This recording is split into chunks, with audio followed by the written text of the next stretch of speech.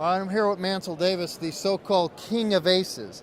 Now, you have made 51 holes in one. I hate to be rude, but how is that even possible? It's pure and adulterated luck, Jeff. No, I'm blessed. I have the PGA World Record with a total of 51, and my normal response is, I can't putt. I got to do something different. Yeah, how do you make 51 aces? Well, I mean, Seriously. realistically, gosh, I'm going way back. Bruce Devlin and Charlie Jones asked me that on NBC years and years ago. I aim at the hole, and I don't use a tee. Now, You don't use a tee. very contrary to what don't you use and a I tee. on the. Let me tell if you I this. have grass on the tee. My buddy did a playing lessons for the pro on the Golf Channel, Arnold Palmer, dropped it on the deck, and Palmer, before he could even hit it, went up and go, no, what are you doing? What are you doing? Chewed him out for not teeing it up because the ground is the enemy. You don't use a tee. Well, and I'll tell you why, Jeff. I mean, and I do exhibitions because of my relationship with National Hole-in-One Association. I do outings as the king of aces around the world, and I'm on a par 3 all day. I've watched literally thousands and thousands of amateur golfers as they're trying to win a car or 10,000 cash, and the higher handicappers particularly tend to tee it up too high. My thought process is, why? I hit every other iron shot off the grass. Why 4 times around do I want to tee it up? I get me a nice lie. I know it's tight. I feel like I can spin the ball better, and that just makes me feel more comfortable. The average golfer out there, when they tee it up, they're short of the hole, Jeff. They're leaving it short. They're getting too much trajectory. I just feel more comfortable hitting every iron shot off the grass. Second thing I do, I aim at the hole. Now, that's been misconstrued in press over the years, thinking I hit a straight line.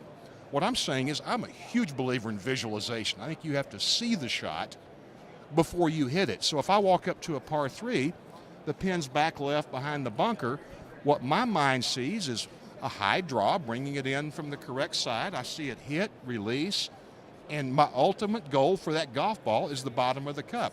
Not a straight line. If it needs to be left to right, right to left.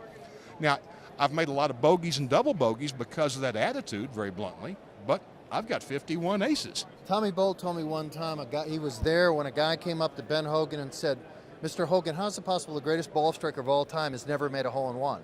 And Hogan growled at him, maybe I was never aiming at the hole, because he'd aim away from the pin so it wouldn't hit the pin and bounce away. He was so accurate.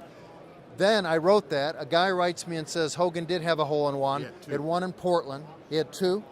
Okay, so there you go.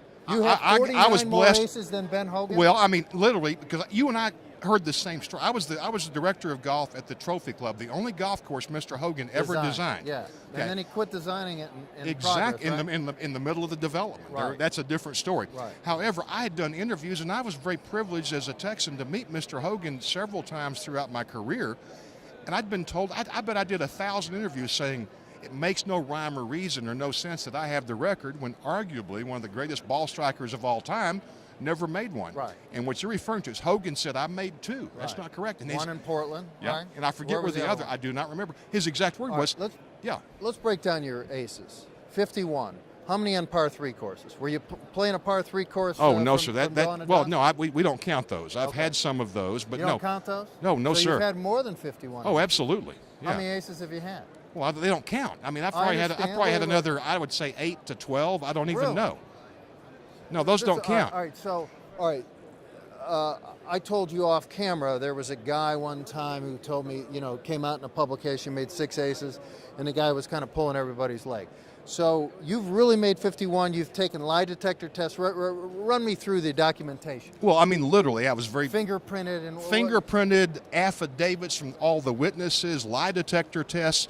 As we were talking off camera, that all came about because of CBS when I had made my 8th hole-in-one, flying us to New York for a program called I've Got a Secret. Right. And as a 12-year-old, you're going, is that the one where you get up there and go, my name is Mancil Davis, and then the other guy goes, my name is Mancil? Is that That's the show? actually to tell the truth. Okay, right. The other one was you whisper your secret into Steve Allen or Gary Moore's ear, and they try and guess. And, but but because of it, and as a 12-year-old, I'm going, why would anybody lie about that? Yeah. All right. When was your first ace? I was 11 years old. It was in West Texas, outside of Odessa, where I grew up. Odessa, right? Yes, sir. I didn't know what a tree was till I was 13. Really? It's desolate if you haven't been out there. I've been there. All right. When was your last ace? It's been about 6 years. I was in the Dan Pastorini celebrity event, and of all my aces, that's the only one I ever flew into the cup. Really? Yeah. What was your craziest ace? I would have to say another one in West Texas. I hit a 3-iron. Now the wind always blows out there. Yeah. I hit a 3-iron that comfortably went 30 yards right. I just blocked it a little bit. 30 yards right of the green. It hits a mesquite tree, kicks dead left, hits a sprinkler, and goes into the bottom of the cup. Oh, come on. Somebody said, well, first of all, hitting the tree in West Texas is more rare than the hole-in-one. And secondly, they said, what'd you do? And I said, I teed off first on the next hole. I don't know what else to do. Longest ace?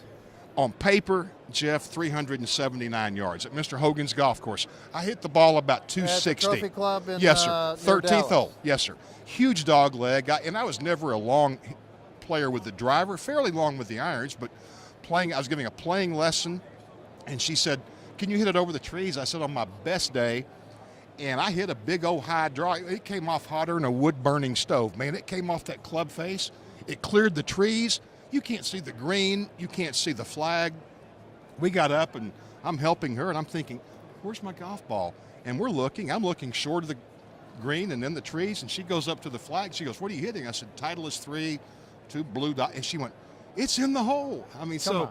Yeah, so but that's pure Why fluke. wouldn't a guy like you look in the hole first if you make 51 aces? Well, no, I I'd couldn't. go right to the hole. Well, I never even thought about it. 379 yards? I hit the ball about 250, 260. 379 yeah, yards? over, I have to list it as that because that's what the hole measures. Mr. Hogan built it where you hit Yeah, 3 big golf wood, guy, 8-iron, or 9-iron, and Yeah.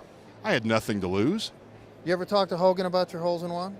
We did not. The times I met him, it never came up, and I don't think he really cared about my holes in one. What was your shortest ace? 129. Shortest one? Okay. Average is Most 165. interesting one besides that one that hit the tree or the 370. Is there another one? That's, Probably the most interesting to me, and I've got, most of them were good shots, very bluntly, but Yeah. one of the most interesting to me, I was playing in a tournament, and I'm a big believer in visualization. So the shot I'm trying to hit is a low draw. The wind's hard left to right. I'm trying to hit a 3-wood low, turn it back into the wind, let it hit short and release.